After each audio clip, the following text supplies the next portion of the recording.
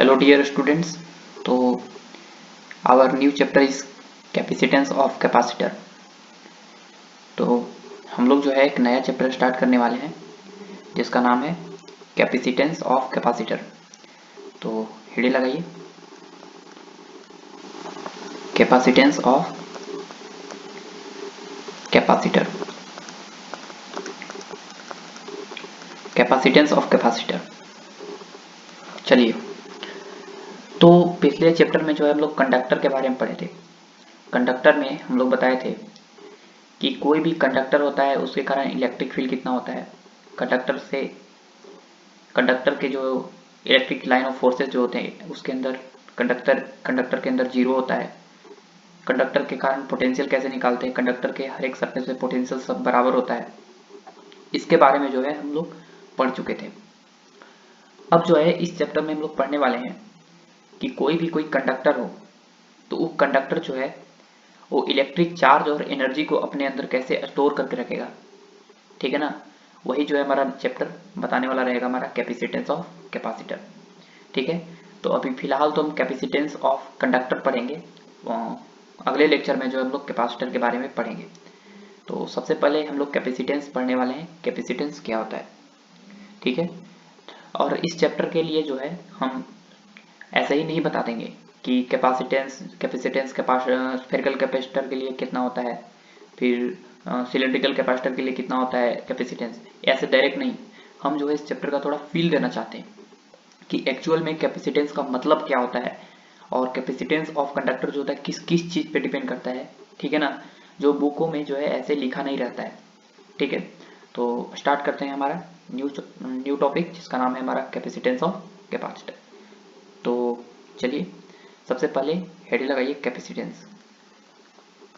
Capacitance, ये capacitance क्या होता है। एक बात बता रहे हैं कि कैपेसिटेंस जो है कैपेसिटी से बना हुआ है। कैपेसिटेंस का मतलब होता है क्षमता। क्या? क्षमता। कैपेसिटेंस का मतलब क्या होता है? क्षमता होता है कि किसी भी मेटल और कंडक्टर के पास चार्ज स्टोर करने की कितनी क्षमता है, वो क्षमता ही क्या कहलाता है? कैपेसिटेंस कहलाता है। तो लिखिए इस पॉइंट को, it is capacity of, capacity का मतलब अभी बता दें क्षमता। ठीक है ना, capacity of a metal, metal और a conductor, to store charge, कोई भी कंडक्टर हो या कोई भी मेटल हो उसको कितना ज़्यादा चार्ज को स्टोर करने की क्षमता ज़्यादा है, रखने की क्षमता ज़्यादा है, वो क्या कहलाएगा? कैपेसिटेंस कहलाएगा। मतलब उसको कैपेसिटेंस से हम डिफाइन करेंगे कि उसका कैपेसिटेंस ज़्यादा है। अगर वो ज़्यादा चार्ज स्टोर करके रख रहा है तो बोलेंगे कि उसकी कैपेसिटेंस ज़्यादा है। कोई मेटल या जो है वो कम स्टोर करके रख रहा है तो उसको बोलेंगे कैपेसिटेंस क्या है? कम है। ऐसा भी बोल सकते हैं कि जिसकी कैपेसिटी लेस होगी वो जो है कंडक्टर या मेटल वो जो है कम चार्ज स्टोर करके रखेगा, और जिसकी कैपेसिटेंस ज़्यादा होगी वो ज़्यादा चार्ज स्टोर करके रखेगा। यहाँ पर कंडक्टर टू स्टोर चार्ज और एनर्जी भी लिख सकते हो। ठीक है ना, एनर्जी भी। ठीक है, तो एक और पॉइंट लिखो, एक और पॉइंट कि मेटल मेटल विच है लेस कैपेसिटी, जिसके पास कैपेसिटी लो हो, मैंने स्टोर करने की क्षमता कम होगा तो स्टोर चार्ज और एनर्जी, मानी एक ऐसा मेटल है जिसके पास जो एनर्जी और चार्ज को स्टोर करने की क्षमता कम है तो बोलेंगे कि उसकी कैपेसिटेंस भी क्या है? कम है, लेस कैपेसिटेंस। ठीक है, लेस कैपेसिटेंस। और अगर एक मेटल है जिसके पास स्टोर करने की क्षमता ज़्यादा हो, नहीं उसकी ज़्यादा कैपेसिटी हो, उसके कैपेसिटेंस भी क्या होगी? हाई होगी। तो metal which has high capacity, मतलब हाई कैपेसिटी का मतलब है कि उसके पास ज़्यादा स्टोर करने की क्षमता ज़्यादा हो, चार्ज स्टोर करने की क्षमता ज़्यादा हो, ज़्यादा जो है एनर्जी उसके अंदर स्टोर हो सकता हो, स्टोर एनर्जी। ठीक है ना, तो उसकी कैपेसिटेंस भी क्या होगी? हाई होगी, तो मोर कैपेसिटेंस होगा। क्लियर हुआ? मोर कैपेसिटेंस। जैसे हम एक छोटा सा एग्जांपल बताते हैं, जैसे देखो एक बकेट है यहाँ पर, बकेट है, ठीक है ना, बकेट है। और एक और बकेट है छोटा सा, ठीक है, एक और बकेट है। बताओ कि इसका साइज बड़ा है, इसका साइज छोटा है, बताओ किसके अंदर जो है पानी रखने की क्षमता ज़्यादा है, कौन सबसे ज़्यादा पानी को अपने अंदर होल्ड करके रख सकता है, कौन, ए वाला। और इसके अंदर जो है पानी रखने की क्षमता क्या है, कम है, कम पानी इसके अंदर हटेगा। तो इसका मतलब हुआ कि जो कैपेसिटी है पानी रखने की ज़्यादा, 1 की है ज़्यादा, तो बोलेंगे कैपेसिटेंस जो है, कैपेसिटेंस वो फर्स्ट कंटेनर की ज़्यादा है, किसके, ये सी मीन्स कंटेनर है, कंटेनर, कंटेनर, ठीक है ना, ज़्यादा है किससे, सेकेंड कंटेनर से। क्लियर हुआ ना, सेकेंड कंटेनर से। उसी तरह एक ऐसा मेटल जिसके पास जो है कैपेसिटी लेस हो, कम हो, तो कम चार्ज स्टोर करके रखेगा, कम एनर्जी स्टोर करके रखेगा, मतलब उसके अंदर एनर्जी जो है कम आएगा। और जिसके पास कैपेसिटी ज़्यादा हो, माने कैपेसिटी ज़्यादा हो, तो ज़्यादा एनर्जी और ज़्यादा चार्ज जो है अपने अंदर स्टोर करके रखेगा, ठीक है, अच्छी बात है।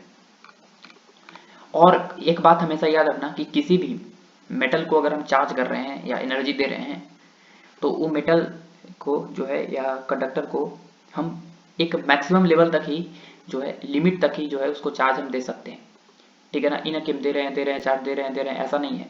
एक मैक्सिमम लिमिट तक ही उसको हम चार्ज दे सकते हैं, ठीक है, ऐसा नहीं है, समझ में ना। तो इस पॉइंट को लिखते हैं कि कोई भी मेटल हो, मेटल या कंडक्टर, मेटल या conductor can store charge up to a maximum level.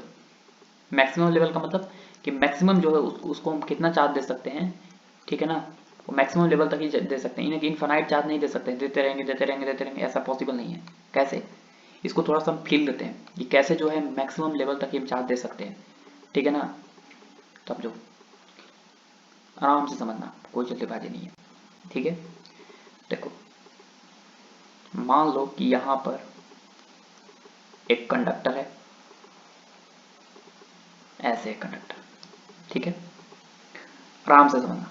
Conductor है, सरफेस फ्लैट है, याद करो कि radius of curvature inversely proportional to क्या होता था, सॉरी उल्टा लिख दिए, लोकल चार्ज डेंसिटी जो होती थी, कंडक्टर चैप्टर में पढ़ाए हैं इसके बारे में बढ़िया से। सिग्मा जो होता था लोकल चार्ज डेंसिटी, वो इनवर्सली प्रोपोर्शनल टू क्या होता था, रेडियस ऑफ कर्वेचर।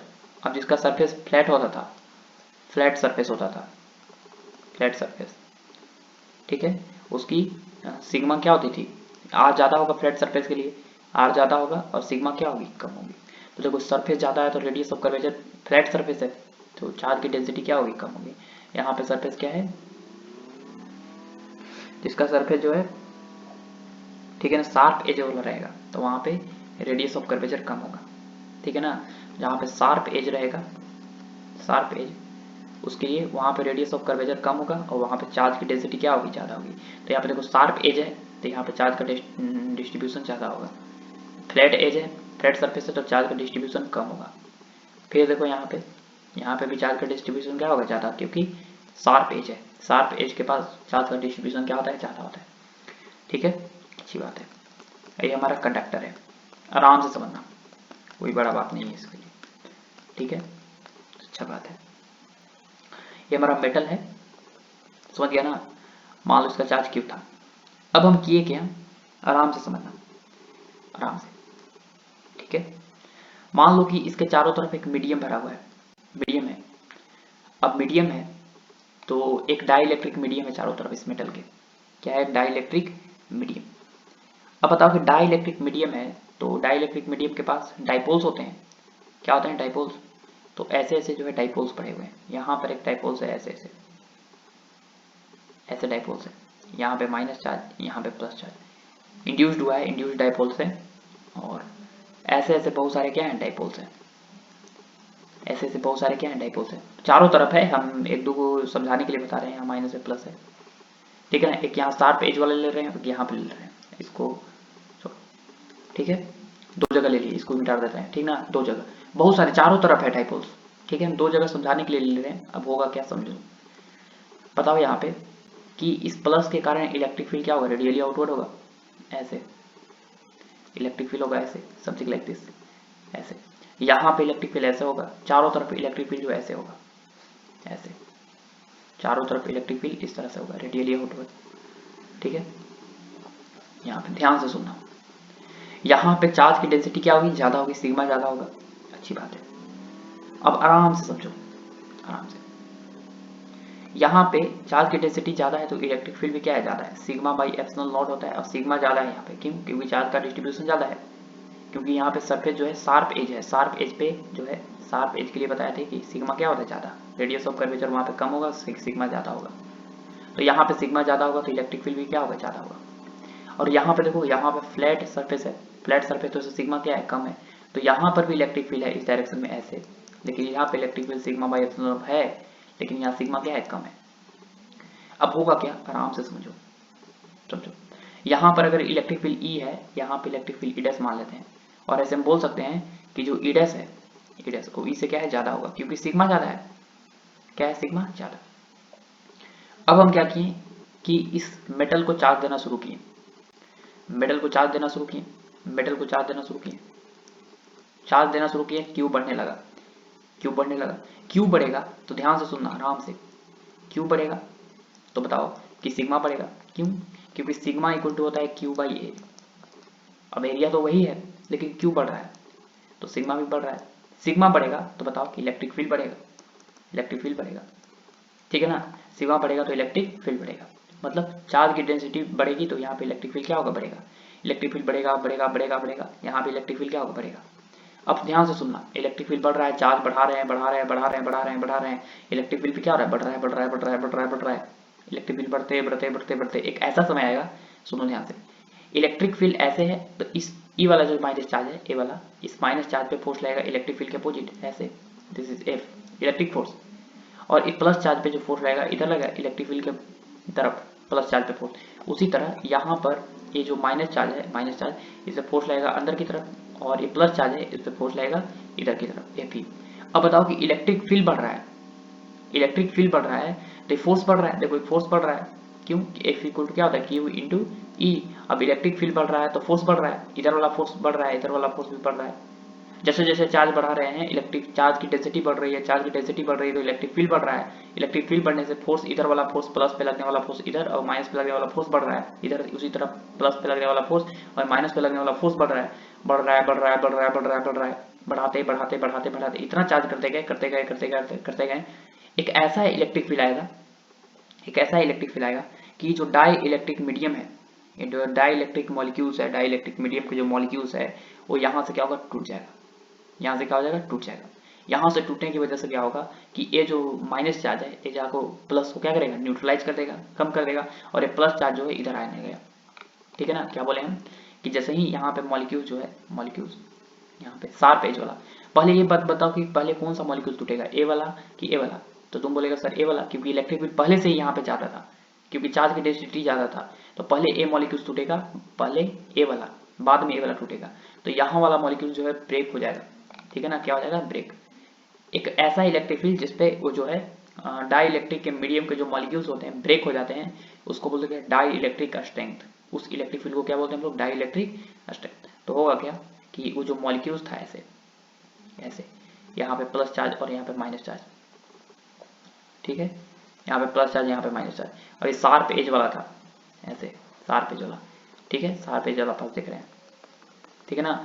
यहाँ पे इस पे फोर्स लगेगा इधर और इस पे फोर्स लगेगा इधर, इलेक्ट्रिक फील्ड, और ये जो है प्लस चार्ज के इधर भागने से एक इधर की तरफ करंट आएगा, और माइनस चार्ज के इधर भागने से इसके कारण भी एक इधर की तरफ एक करंट आएगा।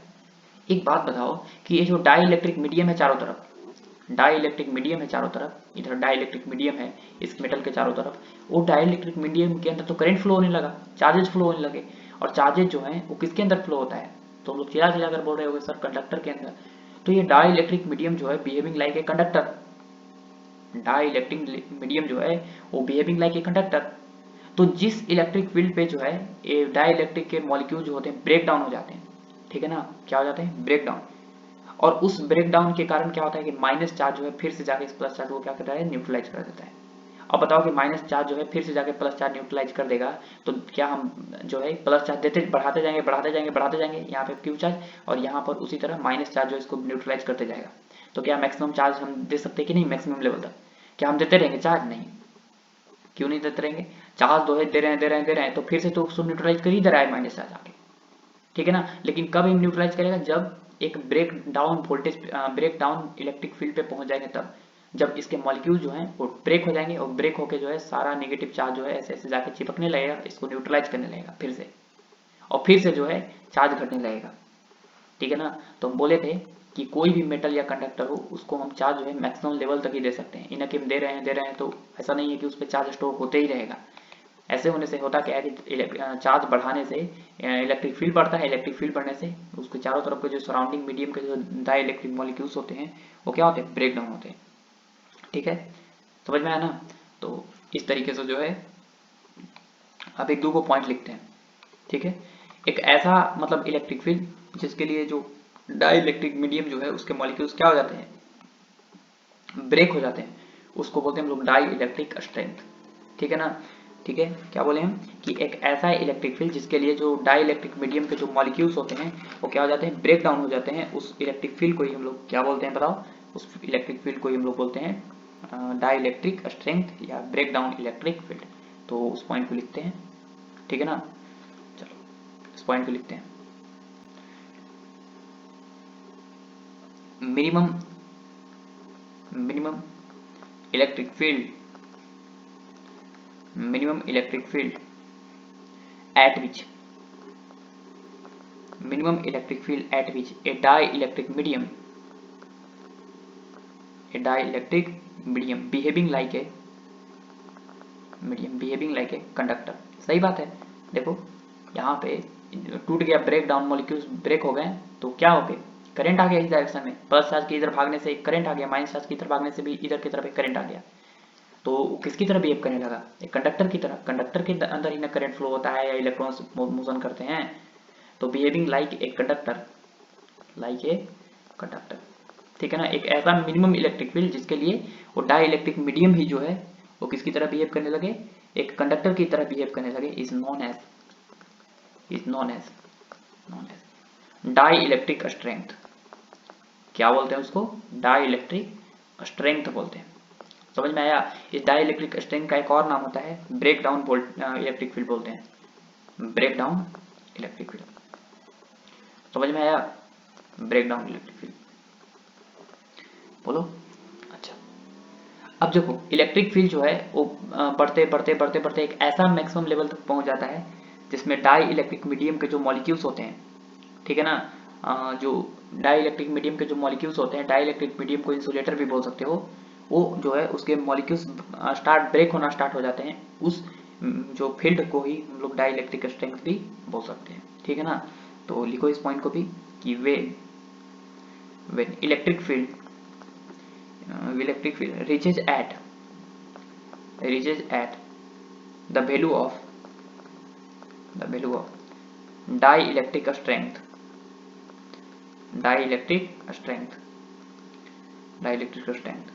then molecules of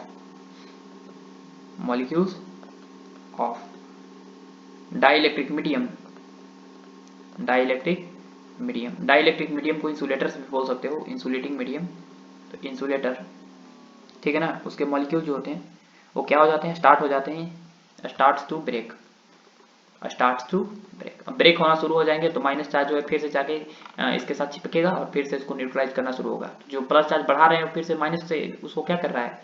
न्यूट्रलाइज हो रहा है। तो इसलिए जो है उसको हम एक मैक्सिमम लेवल तक हम चार्ज दे सकते हैं। ऐसा नहीं है कि दे रहे हैं उस पर चार्ज बढ़ रहा है, ऐसा नहीं है, ठीक है। एक और एग्जांपल समझा देते हैं इसको, माइनस चार्ज के लिए भी समझा सकते हैं। देखो मान लो कि वही जो है एक ऐसे हमारा एक कंडक्टर है, ठीक है, ऐसे कंडक्टर है। अब होगा क्या कि वही चार्ज जो है डिस्ट्रीब्यूटेड है ऐसे, इस पे माइनस चार्ज डिस्ट्रीब्यूट कर दो। चलो माइनस चार्ज, ठीक है ना, माइनस चार्ज से समझाना चाहते हैं। चलो माइनस चार्ज डिस्ट्रीब्यूट कर देते हैं ऐसे,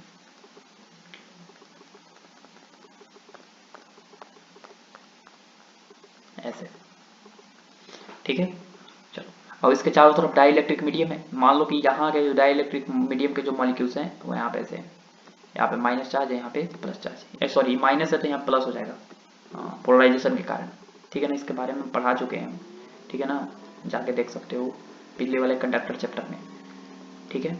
यहाँ पे ये प्लस है तो यहाँ पे क्या आएगा, माइनस आएगा। उसी तरह एक यहाँ पे जो है ले लेते हैं मॉलिक्यूल्स, यहाँ पे मॉलिक्यूल्स ले लेते हैं, यहाँ माइनस है तो यहाँ पे हो जाएगा प्लस, यहाँ पे आ जाएगा माइनस। अब होगा क्या, समझो, आराम से समझना, कोई जल्दीबाजी नहीं। यहाँ पे बताओ कि सिग्मा जो होगा, यहाँ पे सिग्मा वो क्या होगा, ज़्यादा होगा, यहाँ पे सिग्मा क्या होगा, कम होगा, क्योंकि फ्लैट सरफेस है, यहाँ पे शार्प एज है, शार्प एज के पास रेडियस ऑफ कर्वेचर कम होता है और charge density, local charge density ज़्यादा होता है। उसी तरह यहाँ पे फ्लैट सरफेस है, फ्लैट सरफेस में रेडियस ऑफ कर्वेचर ज़्यादा होता है, चार्ज डेंसिटी कम होती है, ठीक है। चलो अब एक बात बताओ कि माइनस के कारण इलेक्ट्रिक फील्ड जो है वो अंदर की तरफ होती है, ऐसे, माइनस के कारण इलेक्ट्रिक फील्ड क्या होती है, अंदर की तरफ, ऐसे, माइनस के कारण इलेक्ट्रिक फील्ड क्या होती है, अंदर की तरफ, ऐसे ऐसे, ठीक है ना, माइनस के कारण इलेक्ट्रिक फील्ड ऐसे होती है। अब होगा क्या, आराम से समझो, आराम से। यहां पर हमारा एक कंडक्टर है, ठीक है ना। अच्छा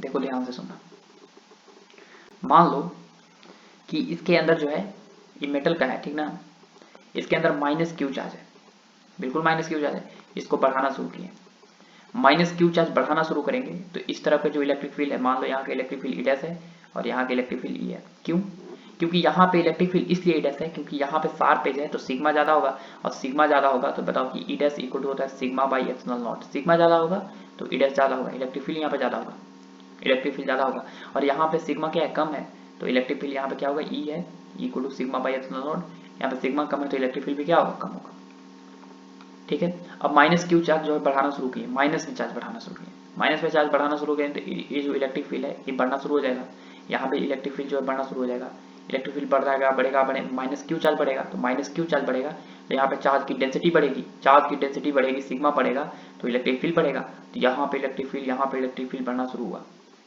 इलेक्ट्रिक फील्ड बढ़ते बढ़ते बढ़ते बढ़ते बढ़ते बढ़ते बढ़ते बढ़ते होगा क्या कि इस माइनस क्यू चार्ज पे फोर्स लगेगा इधर की तरफ, सॉरी हाँ, इलेक्ट्रिक फील्ड के अपोजिट डायरेक्शन में लगेगा, इलेक्ट्रिक फील्ड इधर है तो फोर्स लगेगा इधर, और यहाँ पे जो प्लस चार्ज है, प्लस चार्ज उस पर फोर्स लगेगा इलेक्ट्रिक फील्ड के डायरेक्शन में।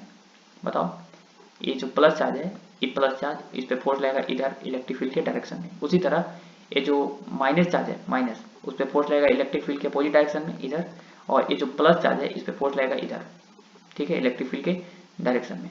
अब होगा क्या, आराम से समझना, होगा क्या, हम तो माइनस चार्ज बढ़ा रहे हैं, माइनस चार्ज बढ़ा रहे हैं, बढ़ा रहे हैं, बढ़ा रहे हैं, बढ़ा रहे हैं, बढ़ा रहे हैं, उसके कारण इलेक्ट्रिक फील्ड जो है वो बढ़ रहा है, क्यों बढ़ रहा है, क्योंकि चार्ज की डेंसिटी बढ़ रही है, चार्ज बढ़ेगा ना, बताओ कि क्या होता है, सिग्मा इक्वल टू क्या होता है, बताओ, sigma equal to Q by A, तो यहाँ माइनस चार्ज है, माइनस क्यू बढ़ेगा तो सिग्मा भी क्या होगा, बढ़ेगा, सिग्मा बढ़ेगा, बताओ सिग्मा बढ़ेगा तो इलेक्ट्रिक फील्ड बढ़ेगा, इलेक्ट्रिक फील्ड देखो सिग्मा बढ़ेगा तो इलेक्ट्रिक फील्ड बढ़ रहा है, तो इलेक्ट्रिक फील्ड बढ़ रहा है अंदर की तरफ, बढ़ रहा है, बढ़ रहा है, बढ़ रहा है, तो बताओ कि अंदर की तरफ लगने वाला जो प्लस चार्ज फोर्स है ये भी बढ़ेगा, और इस इलेक्ट्रॉन पे लगने वाला फोर्स जो है इधर वाला ये भी क्या होगा, बढ़ेगा।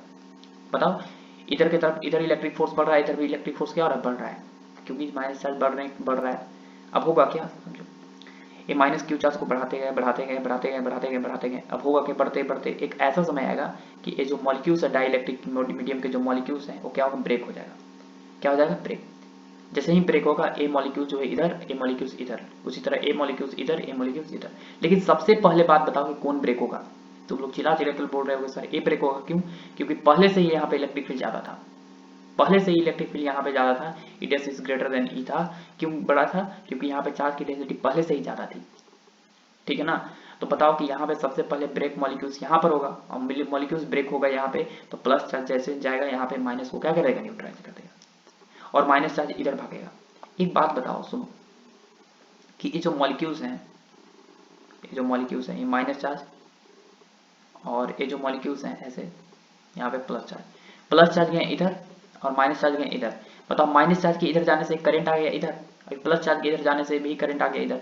बताओ कि ये जो डाइलेक्ट्रिक मीडियम था उस मीडियम में करंट आ गया, और करंट आ गया तो बताओ कि डाइलेक्ट्रिक मीडियम किसकी तरह बिहेव करने लगा, एक कंडक्टर की तरह। बताओ किसकी तरह बिहेव करने लगा, एक कंडक्टर की तरह बिहेव करने लगा, ठीक है ना। तो हम तो बोल ही रहे हैं कि जैसे जैसे इलेक्ट्रिक फील्ड बढ़ाते जाते हैं तो इलेक्ट्रिक बढ़ते बढ़ते बढ़ते बढ़ते एक ऐसा इलेक्ट्रिक फील्ड होता है जिसके लिए डाई इलेक्ट्रिक मीडियम के जो मॉलिक्यूल्स होते हैं ब्रेक डाउन हो जाते हैं, ठीक है, ब्रेक होके ये जो है मॉलिक्यूल जो है ब्रेक होकर टूट जाते हैं, टूटने से एक डाइलेक्ट्रिक मीडियम जो है एक किसकी तरह बिहेव करने लगेगा, कंडक्टर की तरह, क्योंकि डाइलेक्ट्रिक मीडियम के अंदर एक करंट आ जाता है। ठीक है, इस तरीके से समझ में आया ना। और वो जो मिनिमम इलेक्ट्रिक फील्ड जिसके कारण जो डाइलेक्ट्रिक मीडियम जो है वो क्या हो जाता है, टूट जाता है, ब्रेक हो जाता है उसके मॉलिक्यूल, उस मिनिमम जो इलेक्ट्रिक फील्ड को हम लोग बोलते हैं ब्रेक डाउन इलेक्ट्रिक फील्ड या डाइलेक्ट्रिक स्ट्रेंथ बोलते हैं। बोलो क्लियर हुआ ना। अच्छा, यही होता है। अब जैसे ही यहाँ पे माइनस क्यू चार्ज बढ़ाते रहो तो ऐसा थोड़ी ना कि माइनस क्यू चार्ज बढ़ाते रहोगे, यहाँ पे जैसे ही बढ़ाते गए तो यहाँ मॉलिक्यूल्स टूट के यहाँ पे प्लस चार्ज जो है जाके इसको न्यूट्रलाइज भी करना शुरू किया। यहीं पे मॉलिक्यूल्स नहीं है, यहीं तो नहीं, इधर भी है, यहाँ भी है, यहाँ भी है, यहाँ भी प्लस चार्ज है, यहाँ भी माइनस चार्ज है, यहाँ पे न्यूट्रलाइज करेगा। तो ये बोल सकते हैं कि माइनस क्यू चार्ज जो है वो मैक्सिमम लिमिट तक ही हम बढ़ा सकते हैं, ऐसा नहीं है कि बढ़ाते गए बढ़ते गया इसमें। ठीक है, तो कोई भी कंडक्टर हो या मेटल हो उसको जो है मैक्सिमम लिमिट तक ही उसको हम चार्ज कर सकते हैं। क्लियर हुआ। चलो इसी से रिलेटेड एक और टर्म पढ़ लेते हैं जिसका नाम है ब्रेक डाउन वोल्टेज। तो लिखिए इस चीज को, breakdown voltage. Breakdown voltage क्या होता है, आराम से समझना है, कोई जल्दबाजी नहीं। ब्रेक डाउन वोल्टेज क्या होता है, देखो यहां पर एक हम कंडक्टर बना रहे हैं, ऐसे कंडक्टर बना लिए। ठीक है, कंडक्टर ऐसे बना लिए। देखो अभी मेटेलिक कंडक्टर है, मेटल का कंडक्टर है। ठीक है, अब होगा क्या, आराम से समझो। अब यहाँ पे चारों तरफ डाइलेक्ट्रिक मीडियम है, डाइलेक्ट्रिक मीडियम के बारे में बता दिए हैं, इंसुलेटिंग मीडियम है। ठीक है, जिसके अंदर जो फ्री इलेक्ट्रॉन्स होते हैं नहीं पाए जाते हैं। अब सुनो यहाँ पे एक मान लो कि मॉलिक्यूल्स है, डाइलेक्ट्रिक मीडियम के मॉलिक्यूल्स है ऐसे यहाँ पे। ठीक है, यहाँ पे ठीक है, डाइलेक्ट्रिक मीडियम के क्या है, मॉलिक्यूल्स। अब चार्ज का डिस्ट्रीब्यूशन करते हैं, चार्ज का डिस्ट्रीब्यूशन फ्लैट सरफेस है तो चार्ज का डिस्ट्रीब्यूशन क्या होगा, दूर दूर होगा। यहाँ पे नजदीक सरफेस है तो फ्लैट चार्ज का डिस्ट्रीब्यूशन ज्यादा होगा, फिर दूर दूर होगा। ठीक है, ऐसे। ठीक है ना, अब होगा क्या समझो, यहाँ पे चार्ज है प्लस है तो यहाँ पे माइनस, अब यहाँ पे क्या प्लस, इंड्यूस्ड हुआ है। यहाँ पे पोलराइजेशन में हम सिखा चुके हैं ऐसे इंड्यूस्ड कैसे होता है। ठीक है ना, एक कंडक्टर चैप्टर में जाकर तुम पढ़ सकते हो। अब होगा क्या समझो, यहाँ पे चार्ज की डेंसिटी ज्यादा होगी, सिग्मा ज्यादा होगा। और मान लो कि एक और यहाँ पे एग्जांपल ले लेते हैं मॉलिक्यूल्स का। ठीक है, यहाँ पे होगा माइनस, यहाँ पे होगा प्लस, और यहाँ पे जो सिग्मा होगा यहाँ पे वो क्या होगा, कम होगा। सिग्मा कम होगा तो इलेक्ट्रिक फील्ड कम होगा, यहाँ पे इलेक्ट्रिक फील्ड को ई डैश बोल देते हैं। तो प्लस से इलेक्ट्रिक फील्ड कैसा होगा, रेडियली आउटवर्ड होगा, तो इलेक्ट्रिक फील्ड ऐसा होगा बाहर की तरफ। ठीक है, अब होगा क्या, आराम से समझो। इलेक्ट्रिक फील्ड अगर ऐसे है तो प्लस चार्ज पे फोर्स किधर लगेगा, तुम लोग चिल्ला कर बोल रहे सर प्लस चार्ज पे फोर्स लगता है इलेक्ट्रिक फील्ड के डायरेक्शन में, एपी फोर्स लगेगा क्यू इंटू वहां पे इलेक्ट्रिक फील्ड। उसी तरह माइनस चार्ज पे फोर्स लगेगा इधर, कितना, क्यू इंटू ई। अब होगा क्या, आराम से समझो, ध्यान से समझना।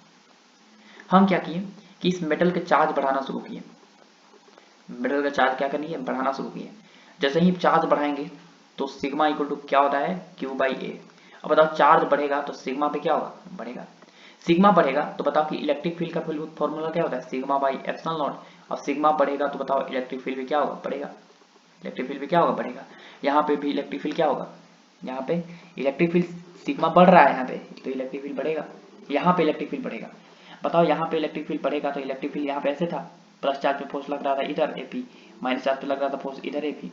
अब क्या होगा कि इलेक्ट्रिक फील्ड बढ़ेगा बढ़ेगा बढ़ेगा बढ़ेगा बढ़ेगा, तो एक ऐसा इलेक्ट्रिक फील्ड आएगा जिसके लिए ये जो मॉलिक्यूल्स है वो क्या हो जाएगा, ब्रेक हो जाएगा बीच से, और ब्रेक होके टूट जाएगा, प्लस चार्ज इधर भागेगा, माइनस चार्ज इधर जाएगा, और फिर से इसको कंडक्टर को न्यूट्रलाइज कर देगा। अच्छी बात है, लेकिन एक बात बताओ कि अगर क्यू चार्ज बढ़ा रहे हैं,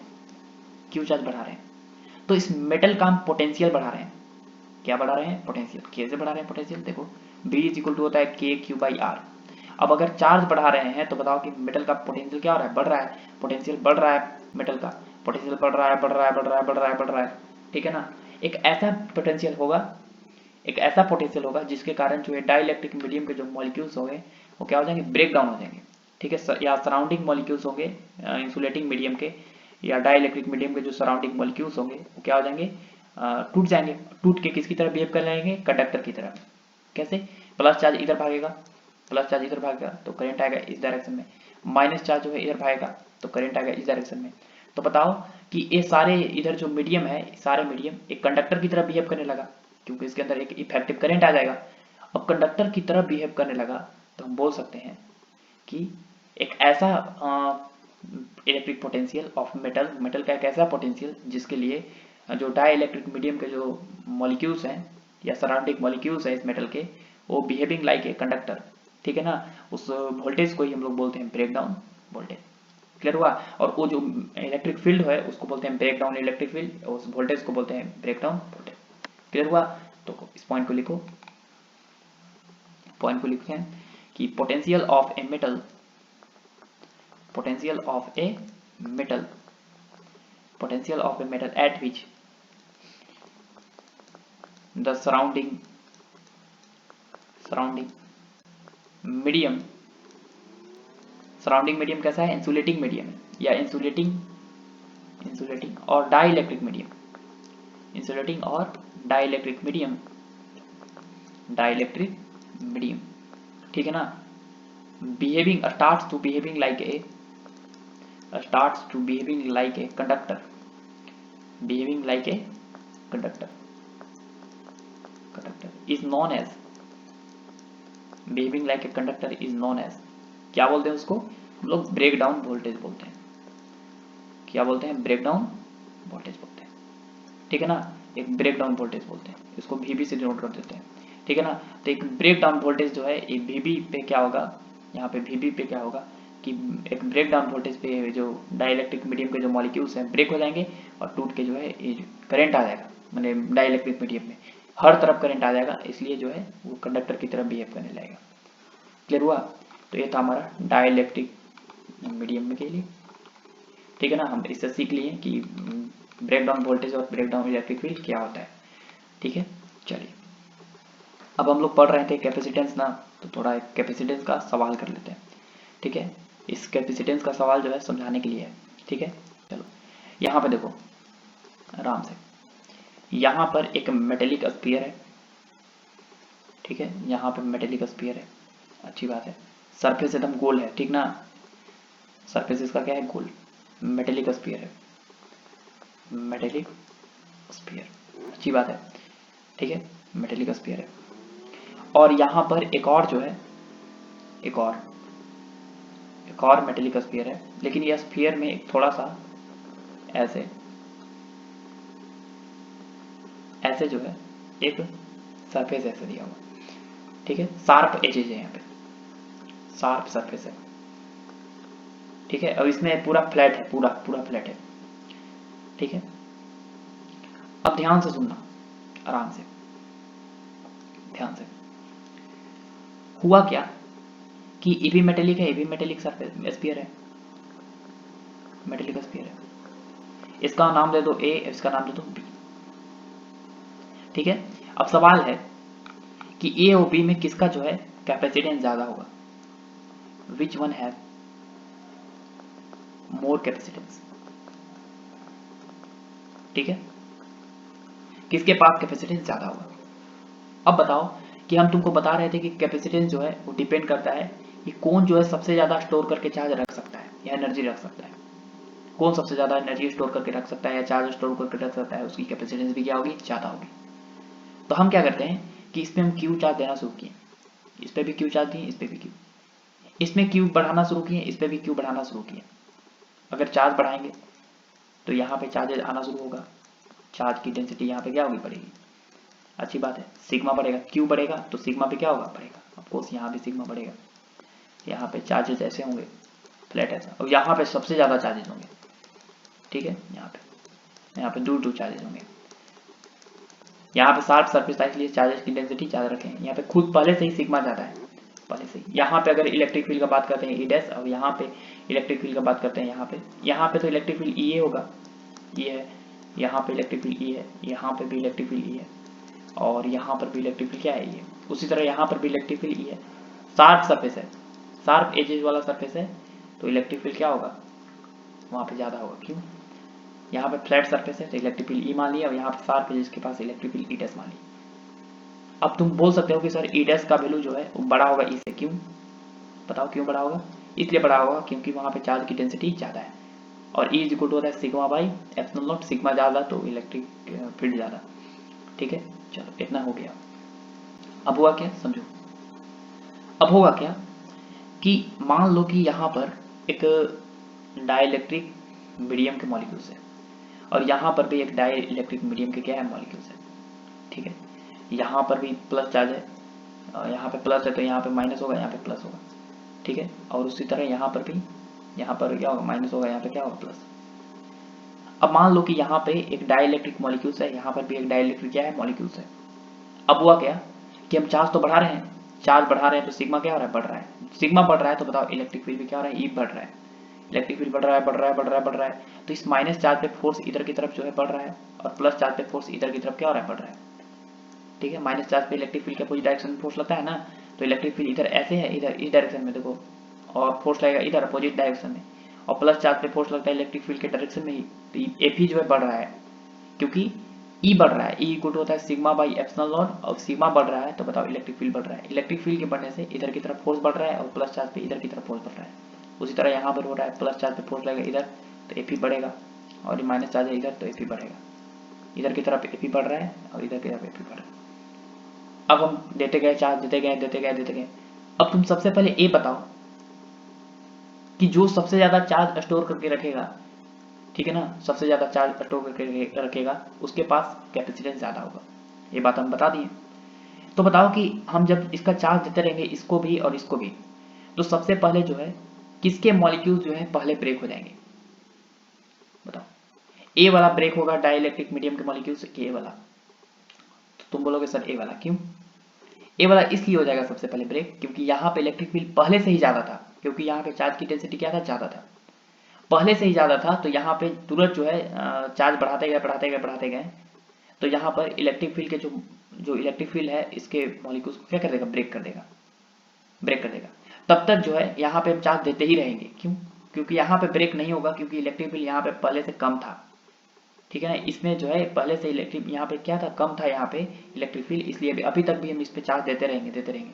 लेकिन यहाँ पे जैसे ही जो है ब्रेक होगा तो चार्ज दो, बढ़ाओ बढ़ाते जाओ, माइनस चार्ज जो है इसको न्यूट्रलाइज करते जाएगा। माइनस चार्ज जो है क्या करेगा, माइनस चार्ज इसको बार बार न्यूट्रलाइज करते जाएगा, बढ़ाते जाओ, कोई दिक्कत नहीं है। माइनस चार्ज इसको न्यूट्रलाइज करते जाएगा, तो बताओ अभी भी इसको हम चार्ज दे रहे हैं, लेकिन यहाँ पे न्यूट्रलाइजेशन शुरू हो गया, न्यूट्रलाइज करना शुरू हो गया। तो बताओ कि इस सबसे ज्यादा चार्ज को कौन कर स्टोर कर रख सकता है, ए वाला, ए, क्योंकि इसका सरफेस कैसा है, फ्लैट है, और यहाँ पर टूटने में इसको ज्यादा समय लगेगा मॉलिक्यूल्स को ब्रेक डाउन होने में, और यहाँ पे ब्रेक डाउन तुरंत हो जाए क्योंकि इलेक्ट्रिक फील्ड पहले से ही ज्यादा है।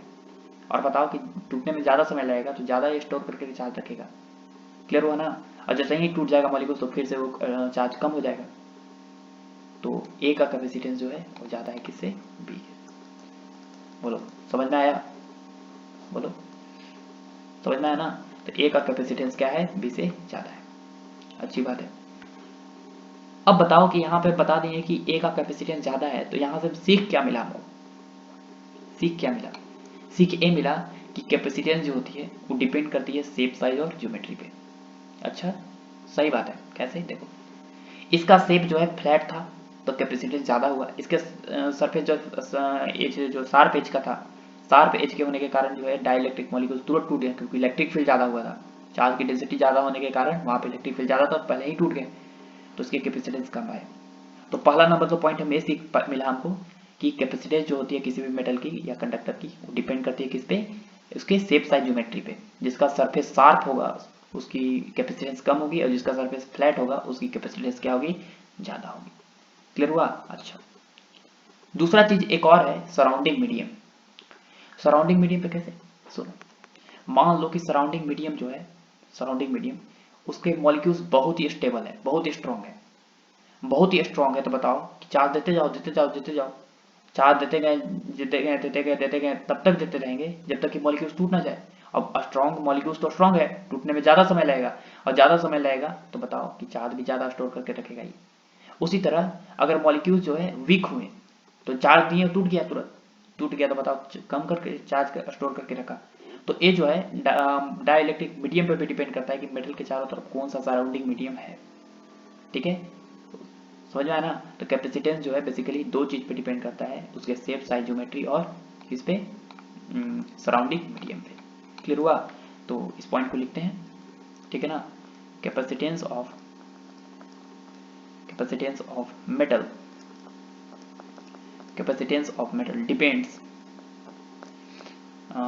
on the shape, size, geometry, shape, size,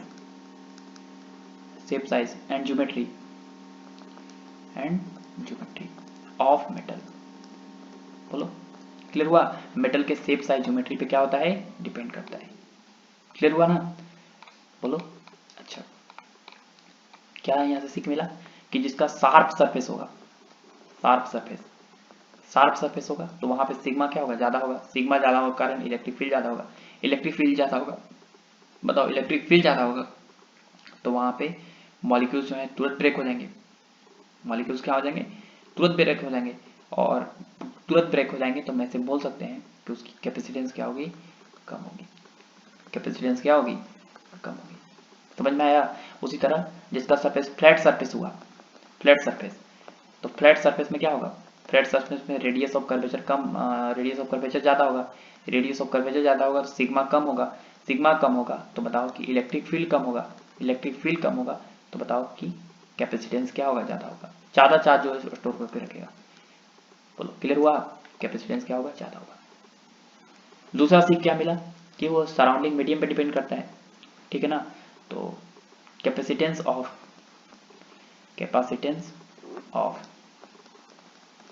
capacitor, capacitance of capacitor depends on the what, surrounding medium, ठीक है ना। सराउंडिंग मीडियम पे भी वो डिपेंड करता है, ठीक है ना। अगर सराउंडिंग मॉलिक्यूल्स, मीडियम के जो molecules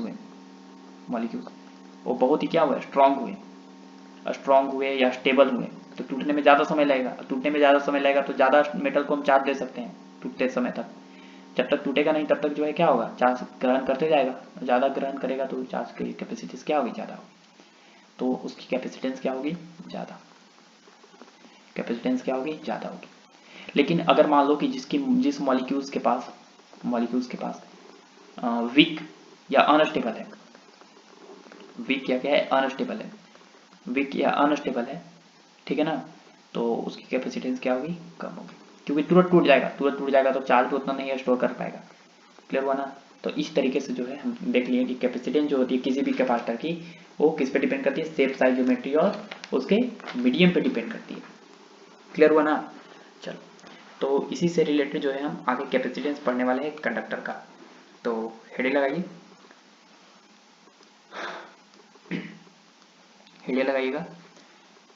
capacitance of conductor.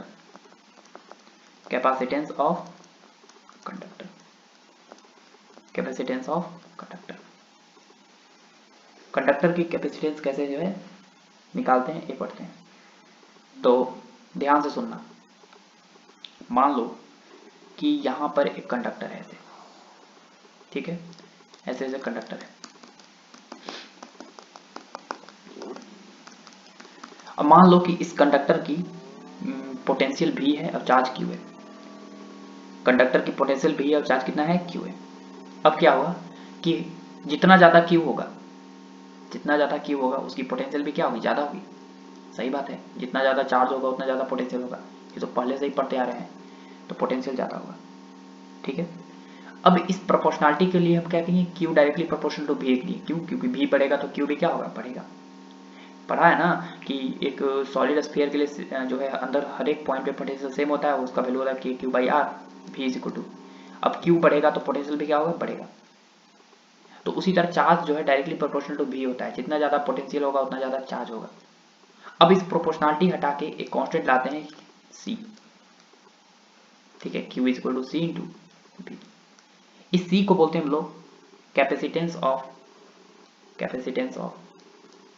Conductor, capacitance of medium.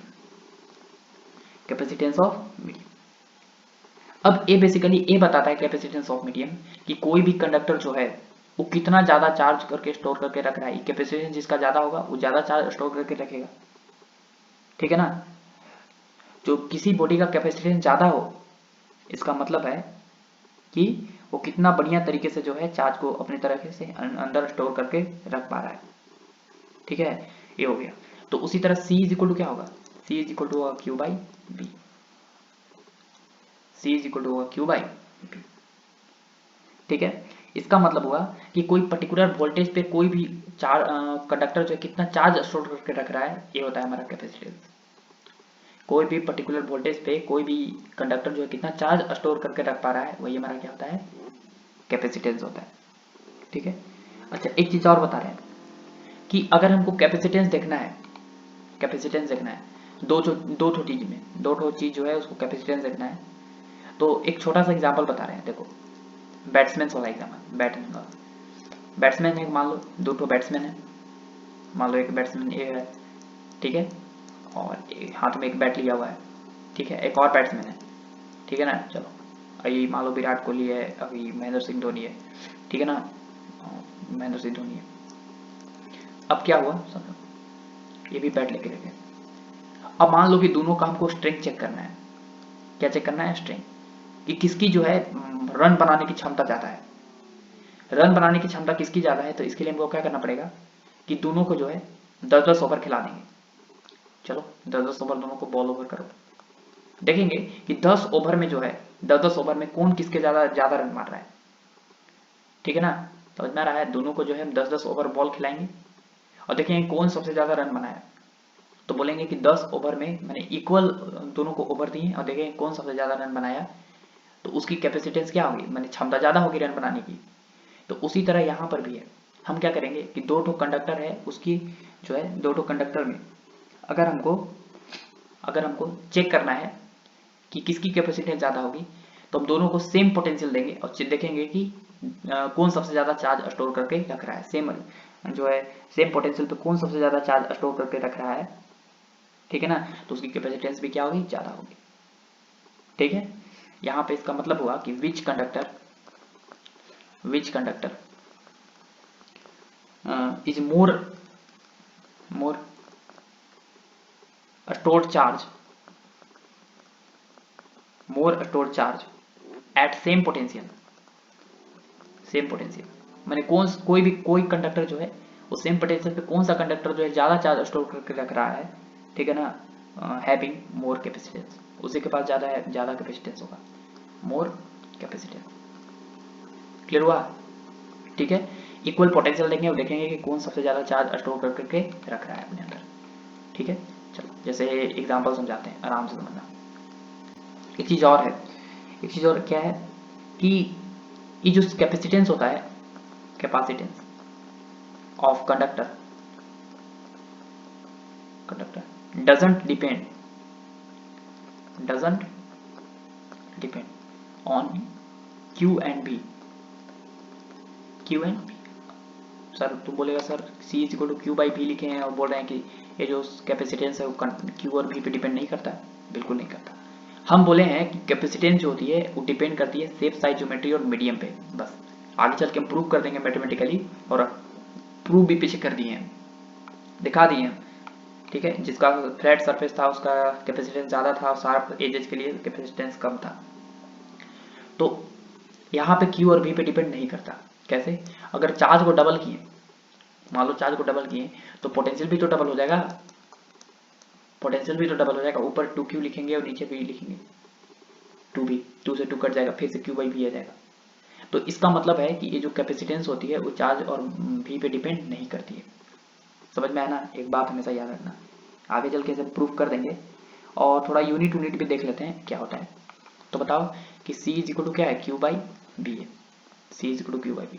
तो यूनिट क्या होगा, तो देखो चार्ज का यूनिट होता है कूलम और V वोल्ट है, पोटेंशियल का यूनिट वोल्ट होता है, तो कूलम पर वोल्ट को एक नाम होता है फैराड। क्या नाम होता है, फैराड, ठीक है ना, फैराड होता है। याद रखना कि एक माइक्रो फैराड इक्वल टू होता है 10 का पावर माइनस 6 फैराड, उसी तरह एक मिली फैराड इक्वल टू होता है 10 का पावर माइनस 3 फैराड, उसी तरह एक नैनो फैराड इक्वल टू होता है 10 का पावर माइनस 12 फैराड, सॉरी 10 का पावर -9 फैराड, ठीक है ना। ये चीज़ तुमको याद रखना है, ठीक है, काम आएगा, समझ गया ना। अच्छा, यूनिट हो गया। डायमेंशन देख लेते हैं। डायमेंशन, डायमेंशन क्या होगा, तो हमको सी का डायमेंशन चाहिए, तो सी का डायमेंशन चाहिए तो क्यू का डायमेंशन अपॉन वी का डायमेंशन। अच्छा बताओ कि क्यू का डायमेंशन वी इक्वल टू क्या होता है, डब्ल्यू बाई क्यू। याद करो, डब्ल्यू का डायमेंशन अपॉन क्यू का डायमेंशन, क्यू पर चल जाएगा तो क्यू स्क्वायर हो जाएगा। क्यू स्क्वायर का डायमेंशन देखो अपॉन डब्ल्यू का डायमेंशन, क्यू स्क्वायर मैंने I square T square by W का डायमेंशन होता है एल स्क्वायर टी -2, ठीक है। सबको ऊपर भेजेगा तो आ जाएगा m-1 एल -2 टी का पावर -2 प्लस 2 4 और I square. This is the dimension of capacitance of capacitor, ठीक है ना। चलो, तो ये था हमारा कैपेसिटेंस का यूनिट और डायमेंशन। एक सवाल करते हैं बढ़िया सा, ठीक है। देखो, बढ़िया सा सवाल मतलब समझाने के लिए सवाल है, ऐसा नहीं है। मान लो कि यहाँ पर एक कंडक्टर है और इस पे चार्ज है 5 मिली कूलम का और पोटेंशियल है 10 वोल्ट। इस मेटल का पोटेंशियल कितना है, 10 वोल्ट है, ठीक है, मेटल का पोटेंशियल। इसका नाम ए रख दो। और उसी तरह एक और कंडक्टर है, ठीक है, एक और मेटल का कंडक्टर है और इस पे चार्ज है 6 मिली कूलम का और इसका पोटेंशियल है 10 वोल्ट, ठीक है। इसका भी पोटेंशियल कितना है, 10 वोल्ट है। सवाल है कि which one has more capacitance, which one has more capacitance, किसका कैपेसिटेंस क्या होगा, ज़्यादा होगा। देखो, किसका कैपेसिटेंस ज़्यादा होगा। अब बताओ कि कैपेसिटेंस के डिफिनेशन से पहले बताते हैं, फिर हम फॉर्मूला से सॉल्व करके दिखा देंगे। सबसे ज़्यादा इंपॉर्टेंट है समझना है, इसको समझो। हम बताए थे कि कैपेसिटेंस जो होता है वो इक्वल सेम पोटेंशियल पे कितना ज़्यादा चार्ज स्टोर करके रख रहा है, उसकी कैपेसिटेंस भी क्या होगी, ज़्यादा होगी। देखो, which conductor is more store charge at same potential having more capacitance, तो कौन सा जो कंडक्टर है उस सेम पोटेंशियल पे ज़्यादा चार्ज स्टोर करके रख पा रहा है, उसकी कैपेसिटेंस भी क्या होगी, ज़्यादा होगी। तो बताओ कि ये 10 वोल्ट के पोटेंशियल पे 5 मिली कूलम का चार्ज स्टोर करके रख रहा है, अब ये 10 वोल्ट के पोटेंशियल पे 6 मिली कूलम का चार्ज स्टोर करके रख रहा है। बताओ, इस 10 सेम दोनों का पोटेंशियल है, ज़्यादा चार्ज स्टोर करके रख रहा है कौन, ए बी कंडक्टर। ये 10 वोल्ट पे 5 मिली कूलम का चार्ज स्टोर करके रख रहा है, इसलिए हम बोलेंगे कि बी की पोटेंशियल क्या होगी, ए से ज़्यादा होगी, ठीक है ना। बी की पोटेंशियल ए से क्या होगी, ज़्यादा होगी, ठीक है। हो सके तो किसी के मन में एक बात नहीं अटा हो तो हम उसके लिए फॉर्मूला से भी बता देते हैं कि सी इज इक्वल टू क्या होता है, क्यू बाई बी। तो ए का कैपेसिटेंस निकालने के लिए लिखेंगे ए का चार्ज अपॉन ए का पोटेंशियल। ए का चार्ज कितना है, ए का चार्ज है 5 मिली कूलम, 5 मिली कूलम और बाई ए का पोटेंशियल है कितना, 10 वोल्ट। 5 से 2 बार में मिली कूलम बाई वोल्ट क्या होता है, 0.5 हो जाएगा। Milli coulomb by volt micro farad, sorry milli farad, milli farad, ठीक है। ए का पोटेंशियल आया 0.5 मिली फैराड, बी का निकाल लो तो उसी तरह बी का चार्ज अपॉन बी का पोटेंशियल। बी का चार्ज कितना है, बी का चार्ज है 6 मिली कूलम, अच्छी बात है, और बी का पोटेंशियल कितना है, 10 वोल्ट। 6 बाई 10 कितना होगा, 0.6 मिली कूलम बाई वोल्ट क्या होगा, मिली वोल्ट, मिली फैराड। अब बताओ कि बी का पोटेंशियल देखो 0.6 है और ए का पोटेंशियल 0.5 है, तो बोलेंगे कि बी का पोटेंशियल इज ग्रेटर देन ए का पोटेंशियल। समझ में आया। हम तुमको ये बताना चाहते हैं कि सेम पोटेंशियल पे कौन सबसे ज़्यादा चार्ज स्टोर करके रख रहा है, उसकी कैपेसिटेंस भी क्या होगी, ज़्यादा होगी। तो 10 वोल्ट पोटेंशियल पे 5 मिली कूलम चार्ज करके स्टोर करके रख रहा है, 10 वोल्ट पे ये 6 मिली कूलम पे चार्ज स्टोर करके रख रहा है, कौन ज़्यादा चार्ज स्टोर करके रख रहा है, ए बी, इसलिए बी की कैपेसिटेंस क्या होगी, ज़्यादा होगी। क्लियर हुआ। अच्छा, एक और सवाल कर लेते हैं।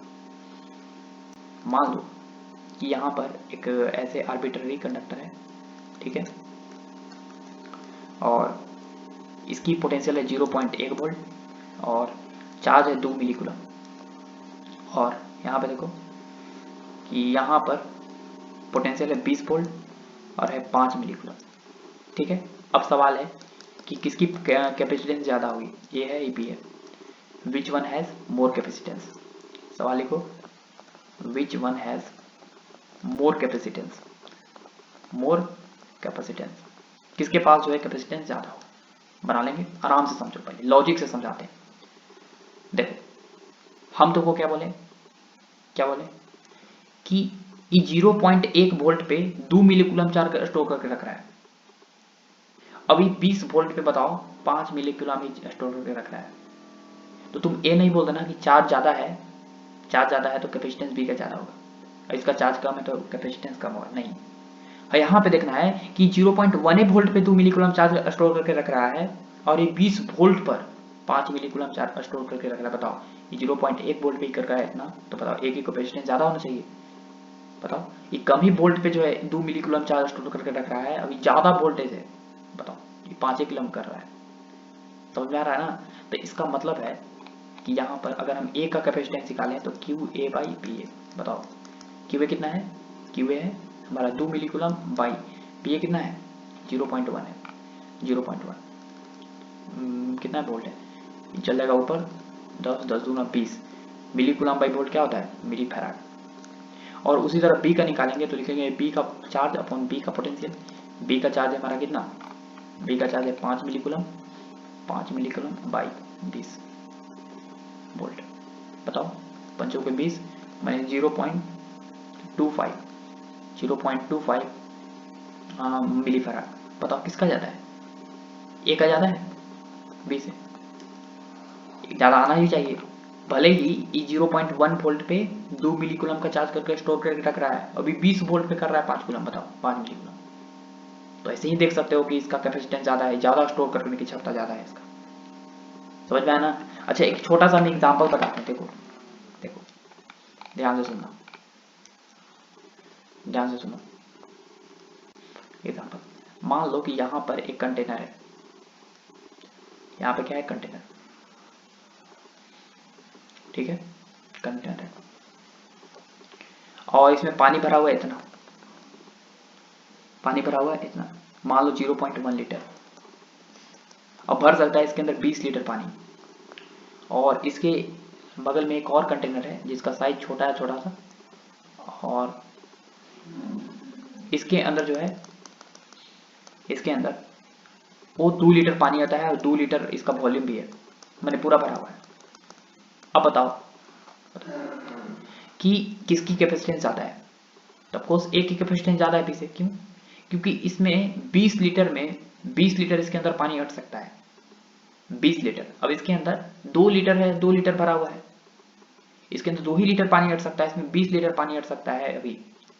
तो बताओ कि इसकी कैपेसिटेंस क्या है? ज्यादा है, और इसकी कैपेसिटेंस क्या है? कम है। मतलब सबसे ज्यादा पानी अटने की क्षमता किसके अंदर ज्यादा है? इसके ए के अंदर ज्यादा है, और बी के अंदर तो पूरा भरा हुआ है। अब क्षमता इसे और बढ़ाएगा तो गिर जाएगा पानी, और इसमें बढ़ाते रहो 2 लीटर 3 लीटर 5 लीटर 10 लीटर बढ़ाते जाओ, इसमें बढ़ाएगा तो क्या हो जाएगा? इसमें बढ़ाएगा तो पानी गिर जाएगा। तो किसकी क्षमता ज्यादा है पानी स्टोर करने की? ए की। तो इसलिए ए की कैपेसिटेंस क्या है? बी से ज्यादा है पानी स्टोर करने की क्षमता। क्लियर हुआ ना?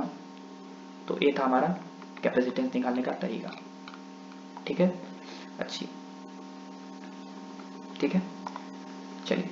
तो इस वीडियो में जो है हम लोग कैपेसिटेंस निकालने के लिए जो है सीख चुके हैं कि कैपेसिटेंस कैसे निकालते हैं। अगले वीडियो में जो है हम लोग किसी भी मेटेलिक स्फीयर की कैपेसिटेंस जो है कैसे निकालते हैं ये हम देखेंगे, ठीक है ना? मेटेलिक स्फीयर की कैपेसिटेंस कैसे निकालते हैं अगली वीडियो में हम देखेंगे। मेटेलिक कैपेसिटेंस की एनर्जी कैसे कैलकुलेट करते हैं अगले वीडियो में हम देखेंगे, ठीक है ना? चलिए तो ऑल द बेस्ट।